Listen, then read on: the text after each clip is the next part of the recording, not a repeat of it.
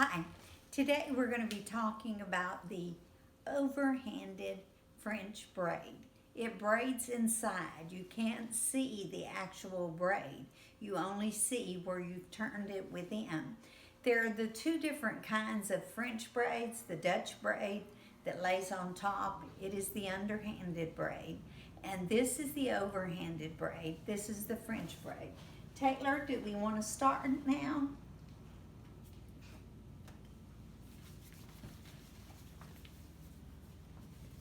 We want to remember to keep with the TDLR actions where we sanitize our hands before we start any project.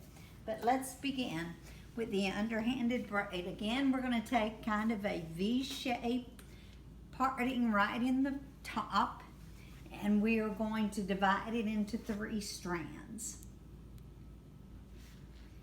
Then you're going to start it like a regular braid, with your hands on top because it's overhanded. Pick up a piece each time that you turn it.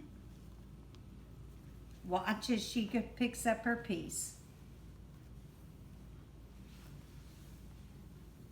I'm gonna help you.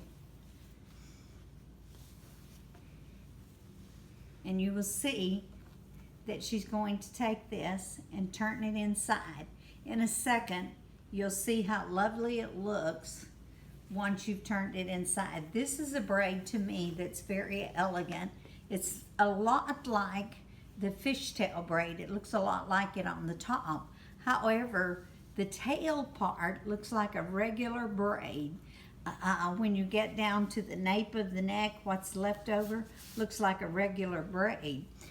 And it looks like a regular braid this way as how you're braiding it, except you're picking up a piece.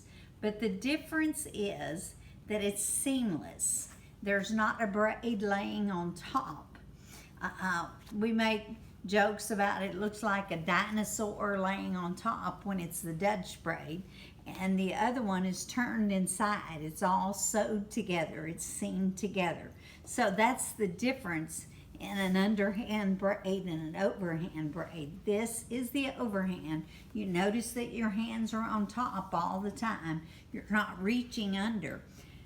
It is so easy when you're learning both braids at the same time to invert right in the middle of a braid. I've seen students, they'll get to here and then they'll start braiding the other way and do a Dutch braid. And if that's what you mean to do, it's pretty, it's neat, but in this particular case, you are learning the French braid, and it's the inside one, and so this is how it's going to look right here on the top. And she's doing a nice, neat job of it. She takes small partings. Actually, the size of the partings makes a lot of difference in how the braid actually looks as you do it. You can do it in larger partings like this if you don't want as much movement, but smaller partings makes more movement and actually makes more styling as you go along. So I'm going to let you just watch a few minutes. Watch her fingers. The focus will only be on what she's doing. Once again, you know that you can start it and stop it as you're learning how to do it, and it will show you how to do it. One of the things that we don't want to do is to get too much of a parting when we're doing them. And sometimes when you're doing this, it's good just to stop and go in with the comb and comb it, because you don't want it too separated. I messed her up, but she'll live. I will go back and correct that in a second. There you go. She's going to get it and pull it through. But you don't want it to have too many partings. When you have the partings too much, you want it to be seamless. So when we start to style it in a little while after it's braided, and the reason that we do this is that as you do your application sheet, you'll have a certain number of updos that you do, and you'll have a certain number of braiding. In doing it this way, you can make an updo out of it and not have to do a whole different style. So that's the reason that we do this after she completes these braids. But just continue to watch, and she's doing just like she did on the Dutch braid. She's keeping her hands close to the head because, again, when you're coming down into the nape, you want to keep it down so that you don't have this big bubble on the neck. And if you braid and you have a big bubble that sags on the neck down there, it's because you're holding the hair too far away. One of the reasons I wanted her to do this is I love how hers always hug the neck when she does them. And so I appreciate you helping us with this. Now I'm going to be quiet and let y'all just watch intently for a few minutes, and then as she moves on down the head, we'll talk about it a little bit more.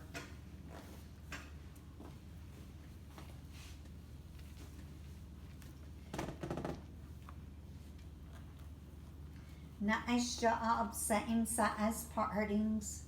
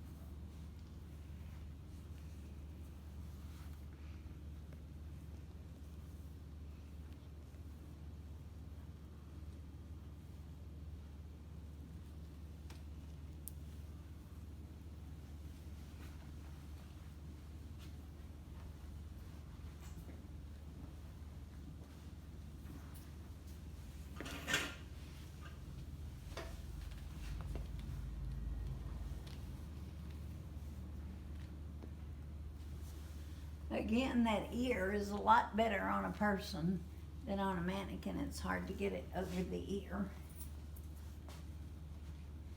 You'll enjoy braiding someone. If you have children or if you have other adults in the house that have hair long enough to braid on a person some, and you'll see the difference in how it feels to do mannequins and persons. But of course, it's wonderful for us to have the mannequins to practice on, to demonstrate on. And this is a really good one that she's working with.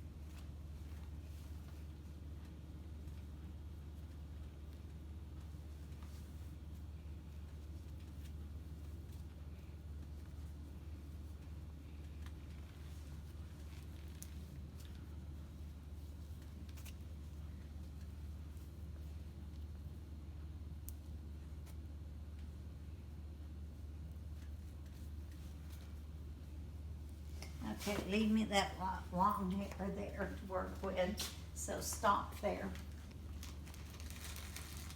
We're gonna do something different.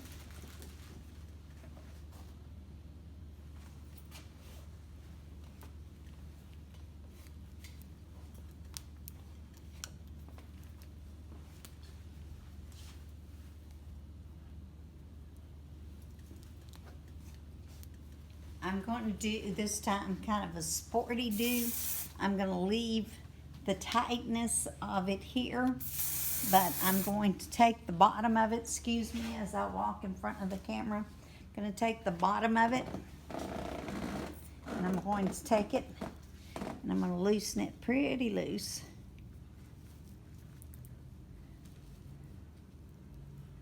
And I'm going to pin it here.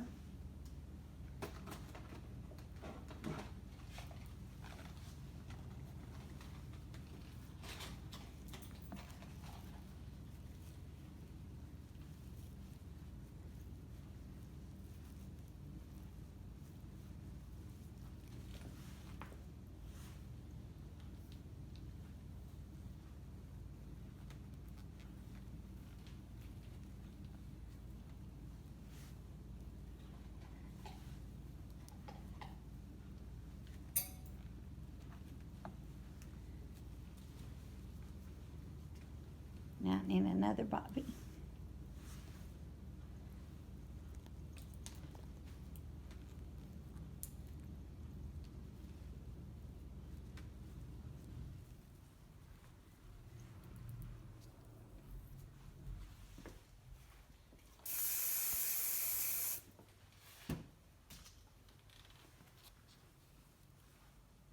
Ah.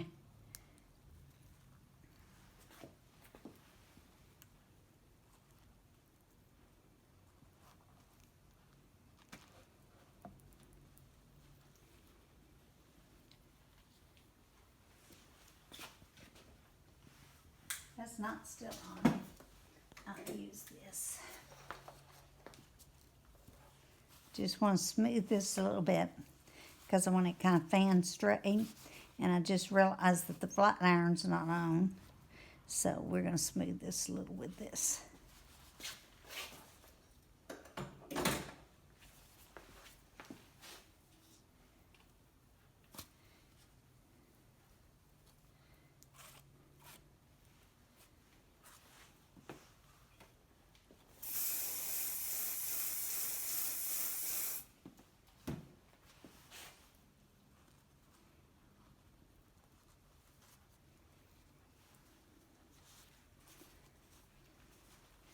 Cute, unique, easy, quick, more sporty instead of formal.